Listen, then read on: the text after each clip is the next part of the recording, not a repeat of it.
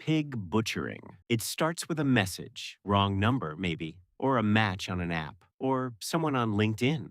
They talk to you for weeks. Your job, your family. They remember the details. Then, a month in, they mention a crypto platform, almost by accident. They share a screenshot. They help you open an account. $300 first. A week later, you're up 40%. The money arrives. So you put in more, then more. The platform shows your portfolio climbing 10, 50, $200,000. Then you try to withdraw. A 20% tax must be paid first. You pay it. Another fee. A compliance hold. Each payment opens a new barrier until the platform goes dark and the person who felt like the beginning of something is gone. In 2024, the FBI logged 41,557 complaints. Losses, $5.8 billion. Average victim, $139,000. In Mandarin, it's called Sha Zhu Pan, pig slaughtering plate. The weeks of warmth and closeness, that's the fattening. The withdrawal is the slaughter. Pig butchering doesn't steal your money. It steals it while someone is saying they love you. Fuel theft. In Mexico, there are people whose job is to find a buried pipeline and open it. You use GPS coordinates from a bribed Pemex worker. You drill a precise tap. You connect a hose. Tanker trucks wait above ground. The fuel flows up. In the industry, it's called an ordeña, a milking. In 2018, Mexico recorded 14,910 clandestine taps in a single year. By 2024, cartels stole 987 million liters, nearly 3 times the 2019 volume. The Santa Rosa de Lima cartel built its entire empire on fuel alone, generating an estimated $3.15 billion a year. No cocaine, no heroin. If you run a cartel, this is better than drugs. Fewer fingerprints, lighter sentences, lower risk. Then came Tlahuelilpan. In January 2019, a pipeline ruptured in Hidalgo.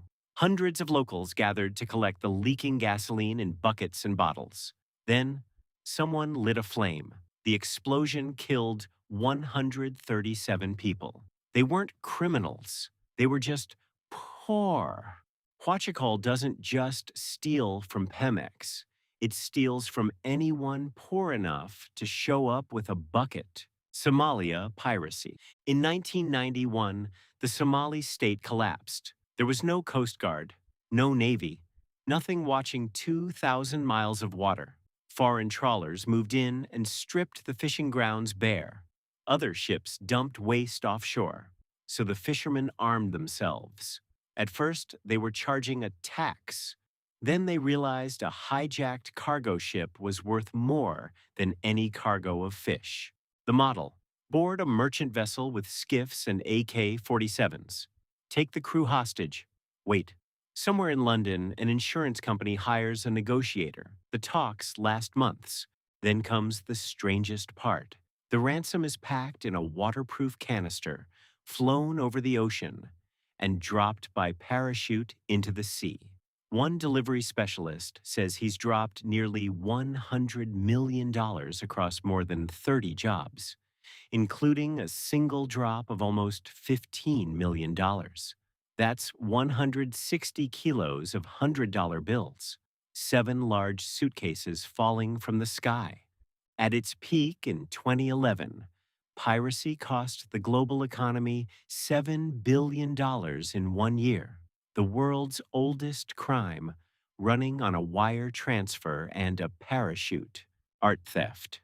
2 men in police uniforms knock on the side door of the Isabella Stewart Gardner Museum. The night guard lets them in. They handcuff both guards in the basement. Then they take 81 minutes. They cut a Rembrandt out of its frame with a blade. They take a Vermeer, one of only 34 in the world. 13 works. Estimated value, $500 million, the largest art theft in history. And here's the part that makes no sense. They took a Chinese vase and left a Michelangelo drawing on the wall Because stolen masterpieces can't be sold. No auction house, no collector, no museum. So what are they for? They become currency in the underworld. A Rembrandt is collateral, traded for guns, for drugs, held as leverage in negotiations that have nothing to do with art. Investigators have long tied the Gardner heist to organized crime. Only about 10% of stolen art is ever recovered. 35 years later, the reward stands at $10 million. dollars. And by Isabella's will, nothing in the museum may be moved. So the empty frames still hang exactly where they were. Amazon illegal gold mining. Deep in the Amazon, a man stands waist deep in a river turned brown, blasting the bank with a pressure hose. He's a garimpero. He didn't buy his own equipment. A criminal network gave him the machines, the fuel, the transport, and takes a cut of everything he pulls out. Gold is the perfect criminal asset. Once you melt it, it has no history, no serial number, no origin.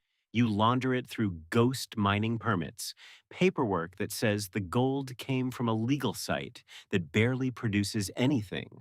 With record prices, this now beats cocaine for some networks. Globally, illegal mining generates between 12 and $48 billion a year. One Brazilian ring moved 1.5 tons of illegal gold in a single year. Brazil's PCC has expanded straight into Amazon gold. In Roraima, a group forced Venezuelan migrants to work the mines, and the mercury used to separate the gold poisons the rivers. The same rivers the Yanomami drink from. Their territory has been devastated. The gold comes out clean. Everything it touches on the way does not. The animal game. In 1892, a zoo outside Rio de Janeiro was going broke. So the baron who owned it printed tickets, each stamped with an animal. Buy a ticket, and if your animal was drawn that day, you won 20 times your money. It worked. The crowds came back. Then people stopped caring about the zoo and started betting on the animals alone. A children's raffle became a street lottery, banned nationwide in 1946, and it only grew. Here's how it works. You pick an animal from 1 to 25, each ties to a set of numbers. You hand a few coins to a guy at a newsstand, the bichero's man. No receipt needed. The network runs on trust and fear. By 2013, the Jogo de Bicho pulled in roughly 19 billion reais, about 60% more than Brazil's legal lotteries. An estimated 350,000 betting points across the country. But the money was never the point. The bicheros, the bosses, control samba schools, militias, hired killers. The crime office death squad, tied to the Marielle Franco case, grew from this world. A raffle invented to save a zoo became the seed of Brazilian organized crime. Kidnapping for ransom. The phone rings. A voice says they have your daughter. You hear crying in the background. They want money now or she dies. Except your daughter is at school, safe. The crying was a recording. No one was ever taken. It's called virtual kidnapping, extortion for a kidnapping that never happened. The whole crime lives inside your panic, and it works because there's no time to check. Real kidnapping is an industry, a global ransom market worth around $1.5 billion a year, at least 12,000 cases worldwide. There are insurance policies, professional negotiators, an entire trade that must stay secret. Because if the kidnappers learn you're covered, the price goes up. Colombia was once the world capital.